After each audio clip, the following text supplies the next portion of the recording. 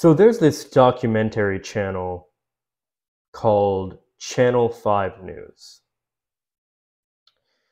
The host of it, Andrew Callaghan, runs it where essentially he goes and basically just kind of interviews really weird people and kind of sections of America and kind of puts a lot of really wild conservative bullshit into the light. And he's done a really good job with a lot of this content, so much so to the point that recently he was, I guess, given, for lack of a better word, a documentary, a full-on HBO documentary. I don't know if it's a series or it's a movie or what, on HBO, I guess, entitled This Place Rules.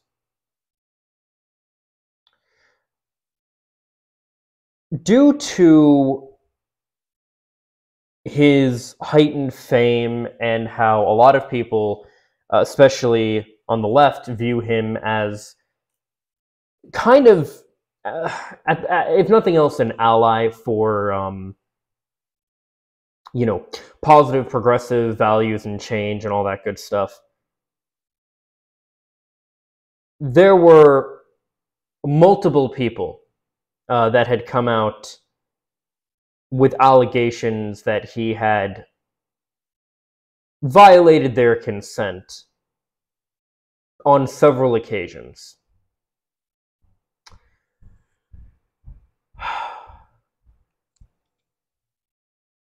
This is a very touchy issue, and we're going to get to it piece by piece here, because after much time,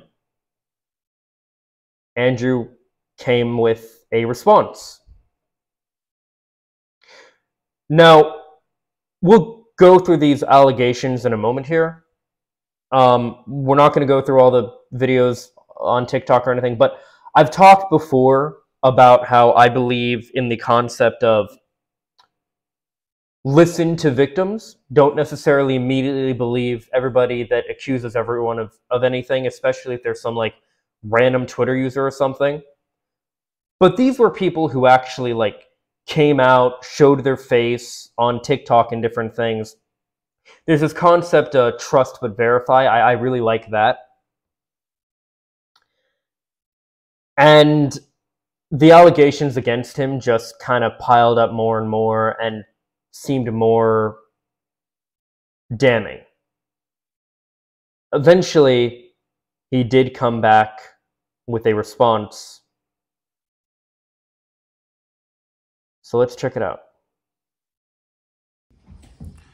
All right. I never thought I'd make a video like this, but I think there's an important conversation to be had, and I just want to be fully accountable, honest, and transparent with all of you guys. So I'd like to start by thanking every single person who's came out in the past week to speak about different ways in which my behavior has made them feel uncomfortable or pressured during a sexual situation, and to people who said that I've made unwanted advances. Okay, right off the bat, I'm sorry, I don't buy this. I do not buy this. I think, okay, first of all, this obviously looks like a standard like YouTuber apology. That's just, it does. I want to make a promise to you guys that if I ever have to do anything like this, not for this reason obviously, but if I ever had to make any kind of apology video, it would still be framed like any of my other videos, and I wouldn't do the like fucking messed up hair and looks like I just got back from crying or some shit. But in any case, right off the bat, I do take issue with this because that first part's a lie. I'm glad these people came out about this. I'm glad I got caught. Here's the issue. I think a lot of people were quick to err on the side that Andrew was at least acting with the best of intentions, because when the first person that came out about this, and I'll explain my thought process, when they first came out about this and they said, he did eventually get consent, and they she explained essentially that he wore her down.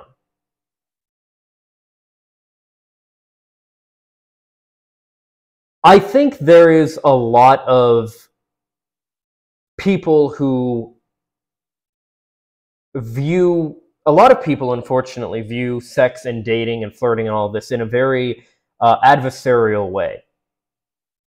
A lot of men feel like women don't want sex and they have to be basically tricked into having sex. And I think a lot of people who are legitimately well-meaning just don't understand consent, and so they think that because they are confused about things like this, it was probably just an issue with Andrew, for example, here, where he was just confused. He got mixed signals. And that's what I thought too at first. As the person went on in their video, that wasn't the reason.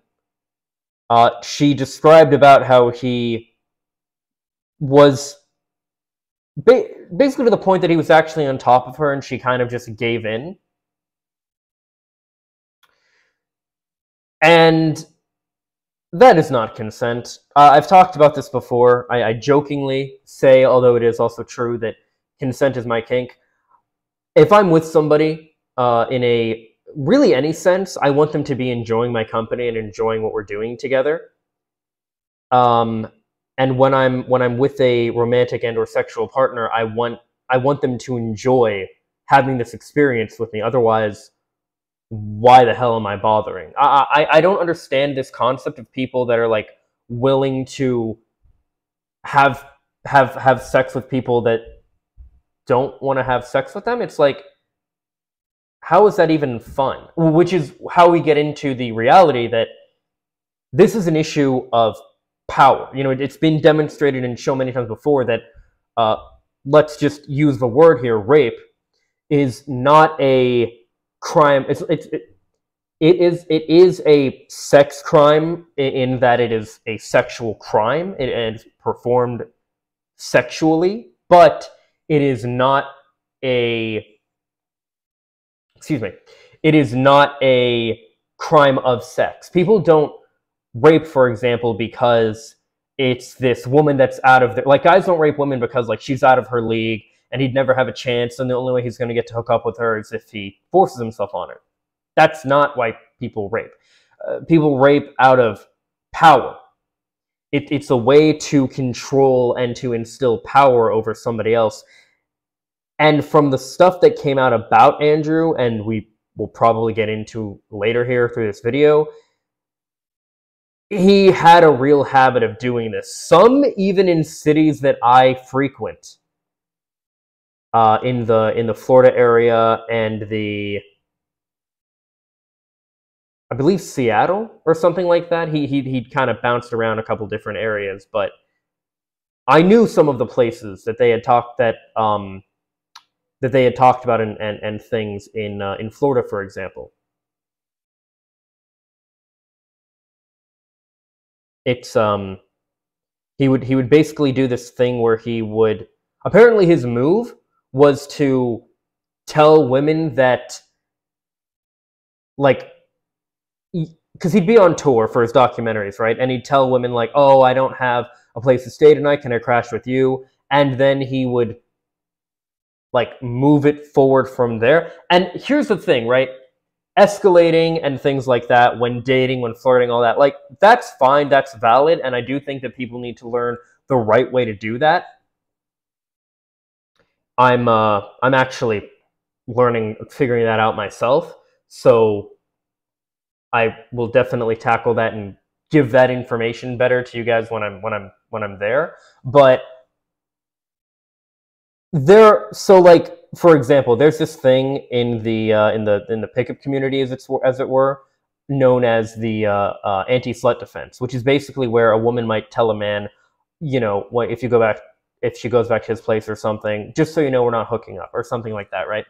And they might say that as a way because, like, you know, they don't want him to kind of like get his expectations up or anything, or you know, or she might say like, oh, I never have sex on the first date, something like that.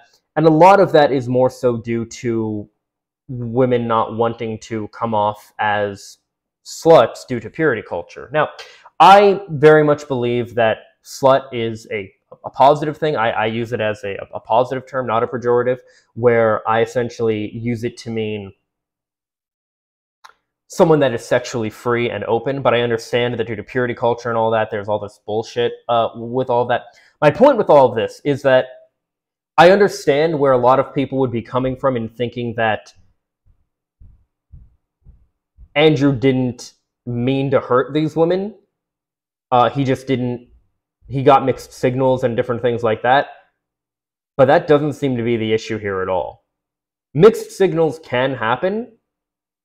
But in these instances, I mean, there was a woman too who, one of his ex-girlfriends who kicked him out of her car and he was sobbing about not having a place to go. And so she like took him back and they did have sex after all. He really, but this is not the same thing as flirting and escalating. And like this is a completely different thing. This is not how this stuff works. This is sex pest behavior. This is bad. This is evil. And again, it's not about the sex. It's not about sexual attraction. It's about power. And it's really gross. But he's not glad that people came out about this. Nobody would be glad that, oh, I'm glad I was outed for my crimes. Like, no, you're not. And I had a hard time with rejection. See, that's right, that point right there. Oh, I had a hard time. No. You didn't have a hard time with rejection. You put yourselves in situations and forced yourself on these women where it, like, there was another one where someone came out and said he stealthed her, which for those that don't know, stealthing is when you take you take a condom off during sex and you keep having sex with the woman without her knowing. Form of rape. And I believe California is the only state now that actually recognizes it as a form of rape, which, by the way, just to be clear on this real quick, any kind of pregnancy coercion such as that, or if a woman or a man pokes holes in condoms, or a woman is on birth or lies about being on birth control, or say forces a man to come inside her, you know, all these different things, those are all horrible acts as well, and I believe are also forms of rape. So I just want to be perfectly clear on that. There is no like double standard here or bullshit or giving women a pass. No. It's horrible when people do it, regardless of their gender, regardless of their sexuality, any of that. Just to be clear. I'm sure this was not easy to do. It's never easy to speak out. And it was hard for me to hear as well, because to be honest with you, up until this point, I didn't even really realize that I had this pattern that had affected multiple people. I'd also like to apologize for my silence. I think that when... Yeah, he was silent for like a month on this. This stuff first came out, I was in a state of denial and shock. I was, just riding the high from my movie that just came out. And then within 48 hours, I was denounced by my closest collaborators. And my name was printed in 40 different news outlets next to the words sexual misconduct. And I just kind of spiraled into a mental health crisis. So I want to be clear on this. While it is valid that, yes, this negatively affected him, obviously it would negatively affect your mental well-being. The problem is this apology that he's doing, you'll notice as we continue on, he's really making it all about him. And dude, it's not about you. It's about the people you've harmed. I get that for you, this is about saving your reputation, but this is not how you show that you're a good person, by making this all about yourself. I'm okay now, but I don't really think this is about me. This is about the people that I've affected. So I just want to express my complete sympathy, respect, and support for anyone who I've done wrong by. And I really want to do better. And disagree with this. Tell you the reason I disagree with this. There was a text chain between himself and the first woman that came out about this, where she basically told him, well, hey, now that you have all this money from this HBO documentary and you're this big star, the least you could do is send some money my way to help cover the therapy bills that I'm having to pay for because you assaulted me. He ghosted her. He just didn't respond to her at all. Does that sound like somebody who wants to do everything they can to support these victims? No. This is him trying to save face because he got caught. If he could ignore it, as he was clearly trying to do, he would keep doing so. Fully accountable for everything that I've done. So that being said, I want to make a few things clear. I've always taken no for an answer. That's not true. As far as consent, I've never overstepped that line. That's not true. Okay. Oh my God. Oh my fuck. Okay. We have to talk about again. See, this is the problem. Because if you only see this video, and we're not going through all the other things, you're welcome to find the women that came out about him and all these different things. But that line right there, like, oh, I never like overstepped consent, yada yada. I always took no for an answer. Blah, blah, blah. Here's the problem, right? If you just see that, like you just see what he's talking about, and you don't know the context, it's very easy to hear that and to side with that and think like, well, yeah, consent can be weird. Or what about when people play hard to get and stuff like that? That is true. That there are, for example, especially women who play hard to get. But there is a huge difference between a playful and flirty no versus a no. You know, a playful and flirty no might be like, oh God, how do I like act this out?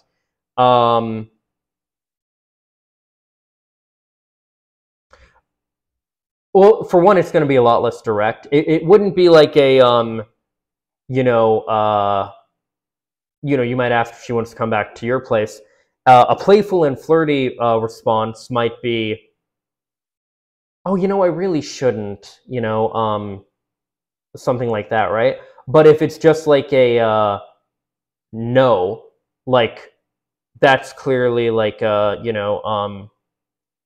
no, I appreciate it. I had a nice night, like whatever, but I'm just not, whatever. Then like, okay, cool. But there's a reason too why they even said while going to hook up, or not hook up, I'm sorry, while going clipped, while before being brought or going to these women's places, they would tell him, just so you know, we're not having sex.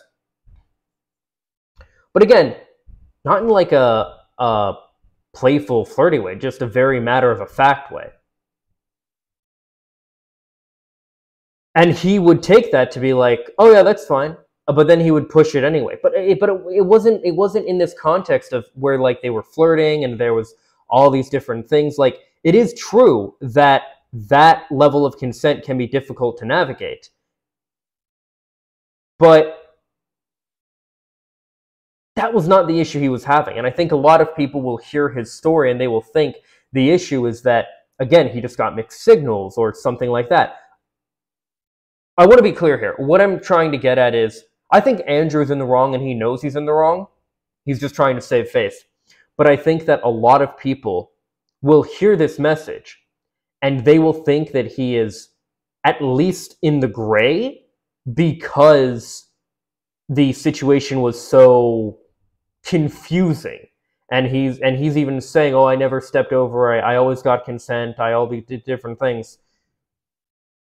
Dude, there's a big difference between flirting and teasing and like subtle, playful denials leading to, making out and escalating from there versus constantly saying no and only until you're actually on top of her, finally being like, yeah, okay, go ahead. Like, there's a huge difference between those two things. And he's framing this very disingenuously. But, I think I want to have a more nuanced and important conversation about power dynamics, pressure, and coercion. Because, like I said, I think for a long time, but it wasn't coercion, it was badgering. I was behaving in a way that I actually thought was normal. I thought that, going home from the bar alone made you a loser. I thought that persistence was a form of flattery. And I thought that, if at first somebody was reluctant, they're playing hard to get, just try harder. And if you think someone's feeling you, make a physical advance and see if they go with it. And I think that, especially I realized when so many young people, especially young men, rushed to defend me when this stuff first started coming out, that this type of sex pest behavior is normalized. And a lot of people think this stuff is normal when I don't think that it is. And I think that I want to be fully responsible for not having a fluid understanding of consent and what enthusiastic two-way consent looks like. That being said, a lot of the things that have been said online about me. Okay, you know what? With that in mind, yeah, let's talk about that. Let's talk about what enthusiastic consent actually looks like and how to actually ask for consent. Very simple way of following this, I think.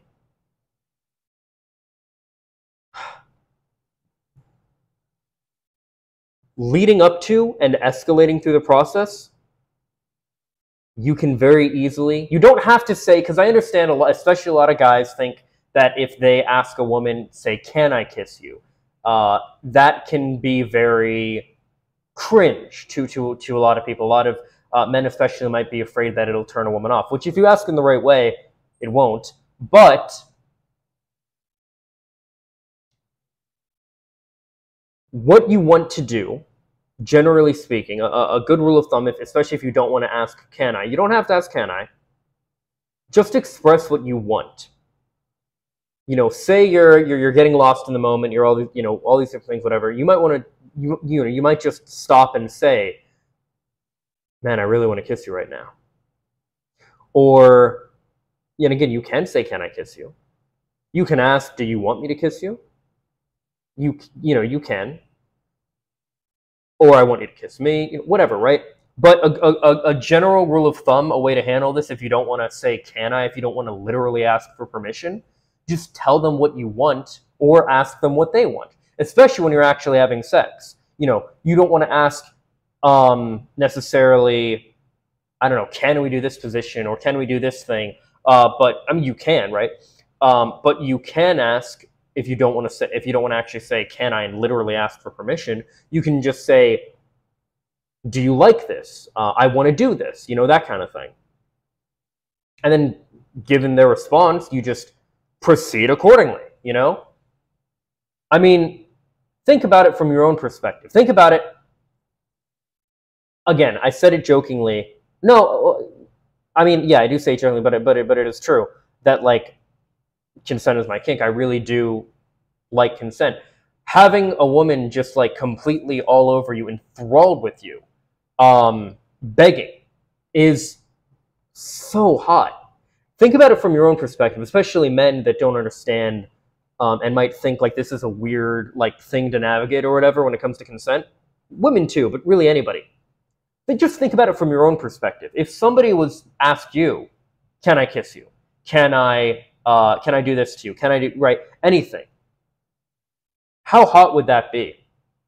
Or if they told you I want to do this, do you want me to do this?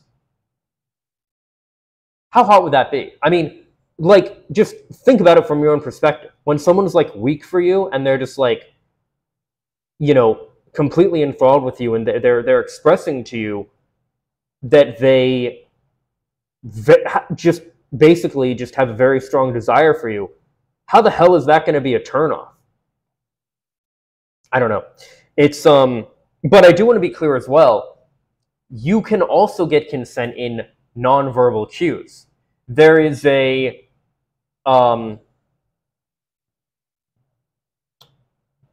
there's a thing from the movie Hitch that I actually really like, where they have the line, you go 90, she goes 100, when going in for the first kiss. So it's basically like you move in slowly, like for the kiss, and then stop, and she meets you the other like 10% of the way. You can do that, right? Because you're not actually kissing, you're just like leaning in for her to kiss you. That's a way you can ask for consent non-verbally. You can also do it with, for example, when actually really heating things up, taking clothes off and all that stuff. If you feel, I mean, again, think about it from your own perspective, right? If you're like making out with someone or you're just around someone or whatever, and you feel your shirt being pulled, and more than likely they're trying to take off your shirt. So you don't necessarily have to ask, can I take off your shirt? You can just kind of nudge it and wait for their reaction, and all these different things, right? But of course there is something to be said when you and your partner are just completely lost in the moment, and you're just flowing so well that you don't even necessarily have to kind of do these things necessarily. You're already like ripping each other's clothes off and all these different things because, again, you're so into each other. That's perfectly valid too, and that's super hot as well. But the important thing is consent can be, and in many ways is, actually very sexy. Recently, I'm going to find, where is it here?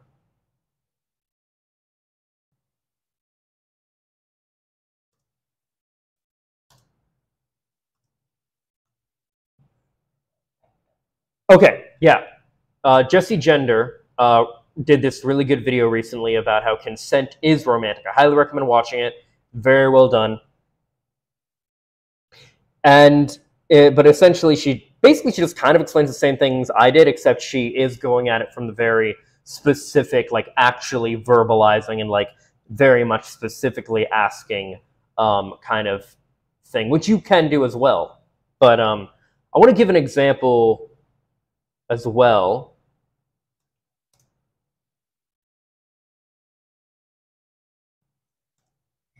What is it called? Oh, there's an artist, pop punk artist, one of my favorites, one of my heroes growing up as well, named excuse me, named Dave Days. Oh my God, that's a small picture. Whatever. Anyway, he has a song. God damn it, these are small. Can we get like a? Is this one better? Yeah. Okay, there we go. He has a song entitled. Well, I did search first date, but I need lyrics. That's my problem here. Okay. He has a song entitled First Date. Oh, it's First Kiss. That's the First Date is Blink-182. I'm getting the two mixed up. So, the pre-chorus, because the whole thing is about going on a first date. You know, we have this whole cool thing, right? She's walking over to me. I'm too scared to move or look in her eyes. She wants to see me tonight. I'm counting down the minutes. They pass like hours stuck in time. Stomach filled with butterflies. The pre-chorus and the chorus. Is it cool if I kiss you? Is it cool if I kiss you? Is it cool if I kiss you now? Maybe some way, somehow. Tell me that you want me more than I know. This song was written in, 2013, 2014, somewhere around there. Or at least he released it around that time.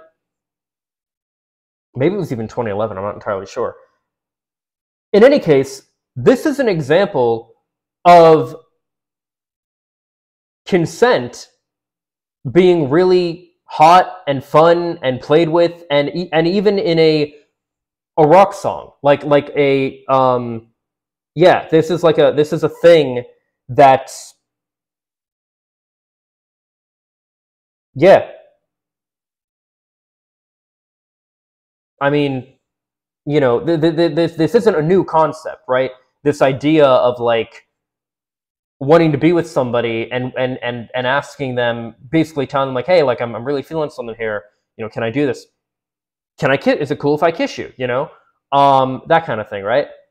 You can do that. You know, again, you might not want to actually ask, can I kiss you, or is it cool if I kiss you? But again, you can just verbalize like, I want to kiss you, and you know. But you know, understand too. People like Andrew don't end up in these situations because, you know, they escalated and they did everything else right. No, he didn't do like any of the stuff. You don't want to go from like 0 to 100. You know, it's kind of like when you're actually having sex, you don't want to just immediately fucking like pile drive the person.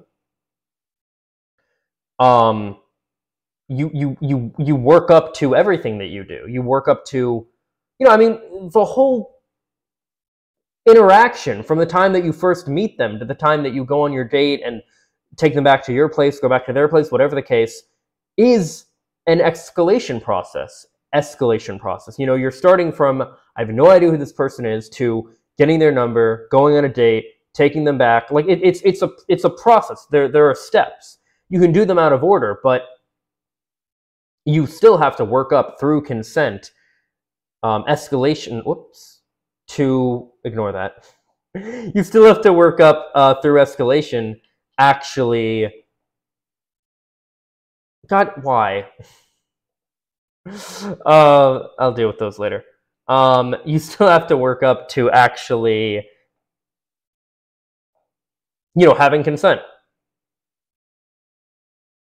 Or you still need to have consent the whole way through, is what I mean. Are not true. A lot of things are missing really important contextual information that I think would change people's interpretation of a lot of these situations, but I'm not here to invalidate anybody's lived experience. You just did that. If you feel pressured, that's just what it is. I hope that young people and young men in particular can use my mistakes to learn and move through life with a better understanding of consent.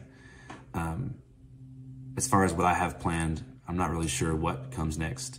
I mean, obviously, reporting is my one true love, and I'm 25 years old. I'm sorry, but in my opinion... I mean, obviously, reporting is what I have planned. I'm not really sure what comes next. As far as what I have with a better understanding of consent.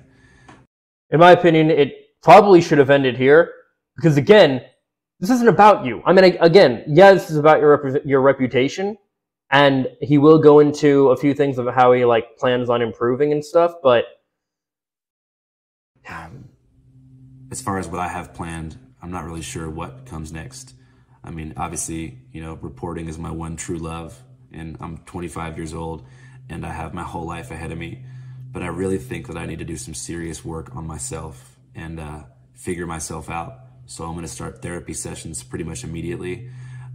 Also, not to blame alcohol, but I truly believe that alcohol was a contributing factor to my poor decision making. And I think that alcohol in general has had a devastating impact on my life. So I think I'm going to make the decision to join the 12-step program for Alcoholics Anonymous. And during this journey into sobriety, I want to take a serious step back from public life. And like I said, figure myself out. And I hope that this reaches the ears of anyone who's felt affected by me. I'd love to reach out to you, or you can reach out to me, even just for me to say, I'm sorry. And I really apologize, and I appreciate you all. I also want to apologize to my closest collaborators, my friends, my family, and people who will have to wear this stain on their career forever. You guys don't deserve this, and I love you guys. That being said, if you never want to watch Channel 5 again, I understand. I hope you remember the missions of radical empathy and media literacy that we have tried to put into the world through our coverage. All right, that's all I want to say. okay, so let's talk about that last part at the end. You said you didn't want to blame alcohol. You kind of did.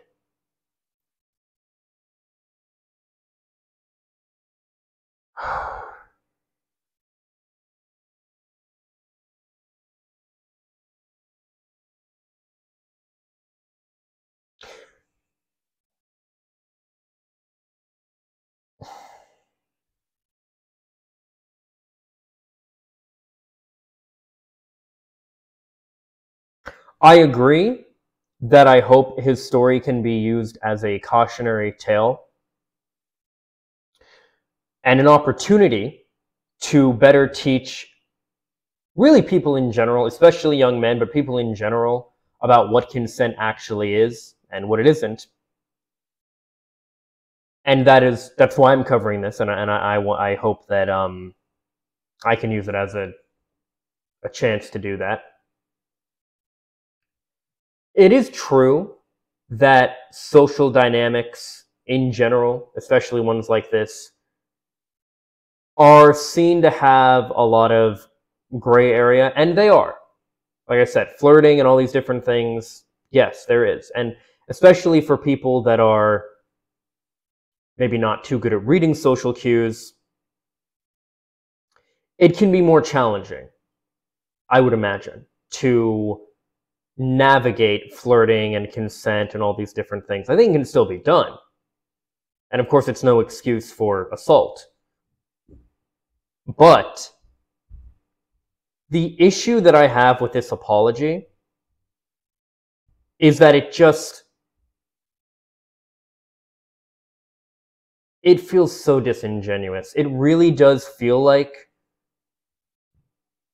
what are all the things that, well, not even him thinking, what are all the things I can say? It feels like his lawyers came up with, all right, what are all the things that you can say to not deny the things that happened because they did happen, but try to spin it in a way that makes it sound like you were actually in the right, or you just didn't understand that you weren't being given consent. You know, and oh, let's do a call to action and say, you know, you're going to do this moving forward and all these different things.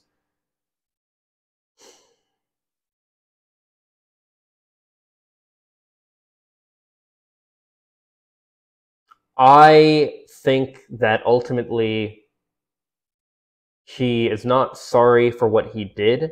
I think he's sorry that he got caught. I do think that. Now, I want to make this clear. I don't hate him. I've talked many times before about the concept of death of the author and all that stuff, and especially for some documentary kind of thing, I don't hold anything against people who will continue watching Channel 5's content or the documentary or any, whatever, like, okay. And I do believe that he, as well as anybody, is is capable of change. The problem is, he didn't own up to it. He did everything in his power to make it sound like he was still in the right. Sound like he just didn't understand the situation clearly. And I just don't buy that. He didn't deny and say like, oh, this isn't actually how it happened. He said context was missing.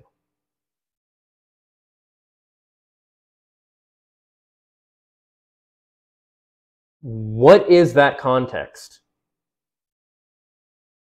When you are in bed with somebody else on top of them, and they only at the last minute give in so that the night can be over with and you'll stop hounding them. What other context is there?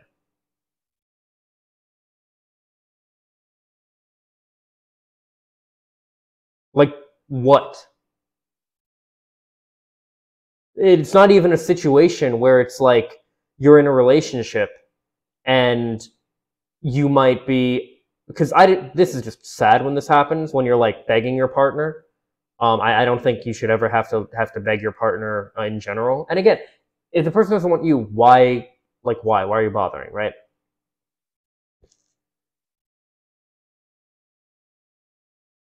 Again, my issue with this is that it is disingenuous.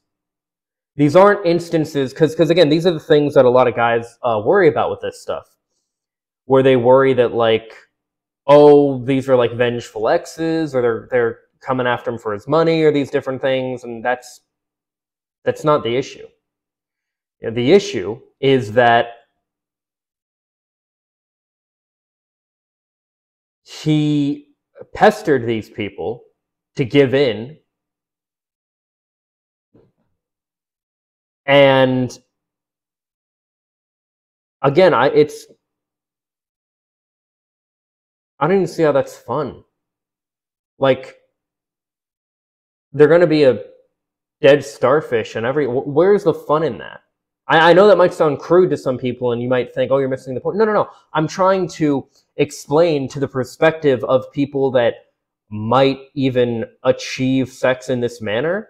I'm trying to explain that it's not even enjoyable. Even if you would, like, there's no reason. There's no reason why this would be valuable to anybody. Like,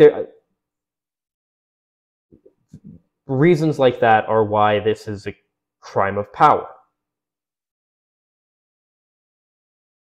It's not about the sex. The sex is a means to an end. It's like how Tate says, and I'll be going over that Vice documentary soon too. But it's like how he says, my favorite fucking quote, where he's talking about how the purpose of living is to have status that other men want. He says he doesn't even enjoy sex. It's like, why the fuck are you this person people are listening to then for advice about sex then? Why? Like, you don't even like women. Why are you trying to, why? Like,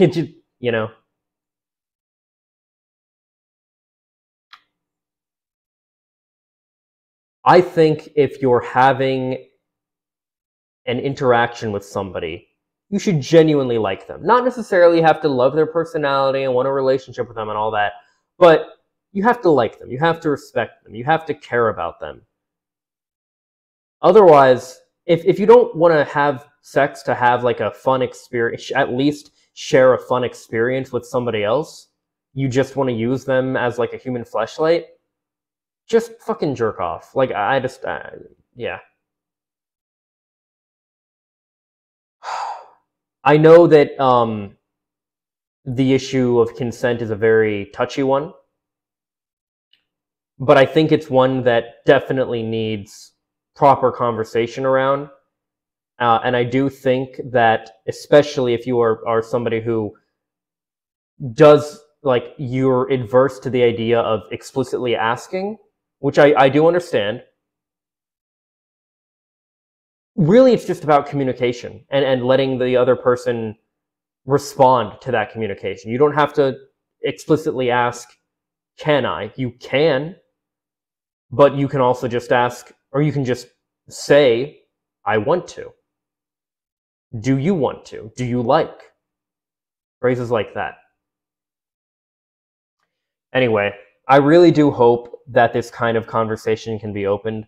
Before we go real quick, I want to take a look at the comments on the video here, see how people are taking it. Society can be uncomfortable, but it's honestly better than anxiety of trying to fill in details of a blackout or living with regrets of your actions. I haven't had a drink in almost... Okay, so this is about him getting sober. Love the documentary. As a girl who's been in situations like this, I truly didn't know it was SA/SH.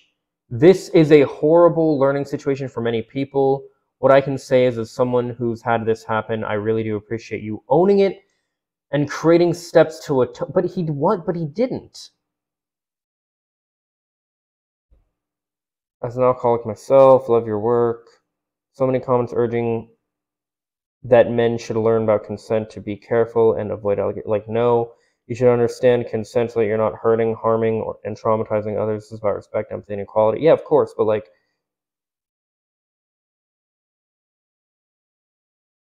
yeah, well, again, it's like, even if you do want to look at it from a selfish point, your selfish perspective should not even be just, what do you call it? Just the part of, oh, I need to avoid allegations, but also, like, it's no fun. You know what I mean? Like, yeah, it's,